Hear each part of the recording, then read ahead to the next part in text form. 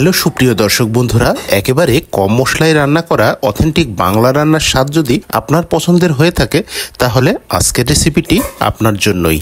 লবণ, হলুদ আর শুকনো লঙ্কার গুঁড়ো ছাড়া আর কোনো মশলা ব্যবহার না করে আমাদের আজকের রেসিপি চিংড়ি মাছ দিয়ে কাঁচকলার খুব লোভনীয় একটি রান্না, যা কিনা গরম ভাতের সাথে খেতে অসাধারণ লাগে। রান্নার শুরুতেই প্রথমে খোসা ছড়ানো চিংড়ি মাছ নেওয়া হয়েছে। তারপর মাছগুলোতে সামান্য পরিমাণ লবণ, হলুদ আর শুকনো লঙ্কার গুঁড়ো অ্যাড করে দেওয়া হলো। এবার কোনো রকম ম্যারিনেশনের ঝামেলা ছাড়াই লবণ হলুদ মাখিয়ে রাখা মাছগুলো গরম তেলে ভেজে নিতে হবে। মায়ের হাতে রান্না করা এই চিংড়ি মাছ আর কাঁচকলার তরকারিটি আমার কাছে একদমই ইউনিক লেগেছে, কারণ সচরাচর রান্নার থেকে এই রান্নার পদ্ধতিটা একটু আলাদা। আর একদম গ্রাম্য পদ্ধতির রান্না যে এতটা সহজ হয় এটা আমার জানা ছিল না। তবে মশলা ছাড়া আর সহজ রান্না হলে কি হবে, এই রান্নার টেস্ট কিন্তু অসম্ভব সুন্দর হয়। রান্নার ঠিক এই পর্যায়ে আমরা চিংড়ি মাছগুলো ভাজা হয়ে গেলে এতে দিয়ে দেব আগে থেকে কেটে রাখা কাঁচকলা আর আলুগুলো। কাঁচকলা এবং আলুগুলো আমরা কি সাইজে কেটে নিয়েছি সেটা আপনারা নিশ্চয়ই ভিডিওতে দেখতে পাচ্ছেন।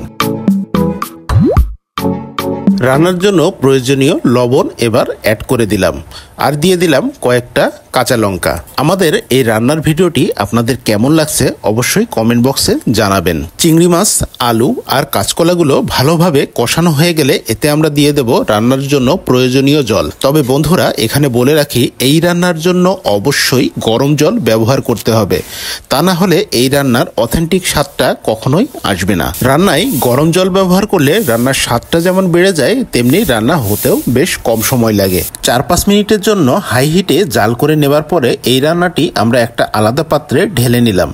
এখন রান্নার পরবর্তী অংশে যাবার জন্য কড়াইতে গরম তেলে আমরা গোটা জিরে এভাবে ভেজে নেব। জিরেগুলো ভাজা হয়ে এলে আমরা অর্ধেকটা ভাজা জিরে একটি আলাদা পাত্রে তুলে রাখবো। এবার ওই গরম তেলেই দিয়ে দেব 2-3টি তেজপাতা আর দারুচিনি, আর দিয়ে দেব রান্নায় সুন্দর একটি রং হওয়ার জন্য সামান্য হলুদ গুঁড়ো। ফোড়নের সময় গরম তেলে সামান্য হলুদ গুঁড়ো দিলে রান্না শেষে এর কালারটা কিন্তু দারুণ আসে। আমরা এবার আগে থেকে নামিয়ে রাখা তরকারিটি এই ফোড়নে দিয়ে দিলাম। এবার 5 থেকে 6 মিনিটের জন্য জাল করলেই রান্নাটি প্রায় শেষের পথে চলে আসবে। আগে থেকে তুলে রাখা গোটা ভাজা জিরেগুলো আমরা যে আলাদা পাত্রে রেখেছিলাম ওই পাত্রেই চামচ দিয়ে পিষে কিছুটা গুঁড়ো করে নেব। প্রিয় দর্শক বন্ধুরা, মায়ের হাতের এই অসাধারণ আর ভিন্নধর্মী রান্নাটি আপনাদের কেমন লাগছে?